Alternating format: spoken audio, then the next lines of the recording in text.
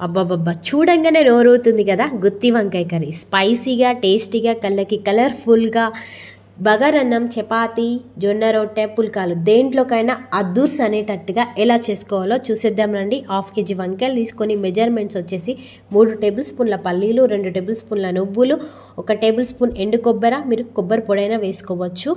ఇవన్నీ దోరగా వేయించుకోవాలి. 2 టేబుల్ స్పూన్ల ధనియాలు, 1/2 టేబుల్ స్పూన్ జీలకర్ర కూడా ఇవన్నీ దోరగా వేయించుకొని మిక్సీ జార్లో వేసుకోవాలి. స్పైసెస్కి వచ్చేసి 2 లవంగాలు, కొంచెం దాల్చిన చెక్క, 1 ఇలాచీ వేసుకోండి. నేను చూపించినట్టుగా వంకాయలు ఇలా కట్ చేసుకొని ఇందులో కొంచెం కారపొడి, ఉప్పు కూడా వేసుకోవాలండి. మనం ఇంకా కారం పొడి ఇందులో వేయాల్సిన అవసరం లేదు. వంకాయలు కూడా నూనెలో బాగా మెత్తగా ఫ్రై చేసుకోవాలి. సిమ్లో పెట్టి ఫ్రై చేసుకోండి మాడకుండా.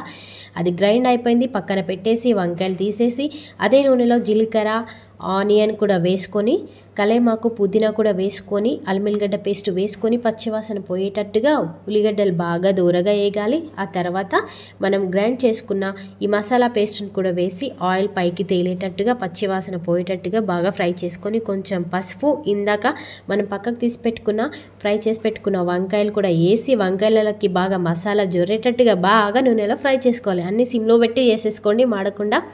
తర్వాత చింతపండు పులుసు అవసరం ఉంటే వేసుకోండి, లేదంటే లేదు. ఒక 2 టేబుల్ స్పూన్లు వేసుకుంటే సరిపోతుంది.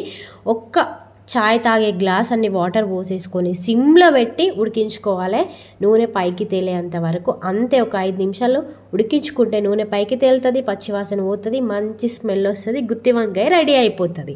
పైనుంచి కొత్తిమీర వేసుకొని స్టవ్ ఆఫ్ చేసుకుంటే అంతే, గుమగుమలాడే గుత్తి వంకాయ కళ్ళకి కలర్ఫుల్గా, నోటికి టేస్ట్గా, స్పైసీగా రెడీ అయిపోతుంది. ఇంకెందుకు లేటు, కంపల్సరీ మీరు కూడా ట్రై చేయండి. బగారన్నం అన్నా, చపాతీయో దేంతో అంటే దాంతో ట్రై చేయండి. సరే, కానీ ఊరికే పోకుండా మన వీడియోని లైక్ చేసి ఫాలో అయిపోయి సబ్స్క్రైబ్ చేయండి.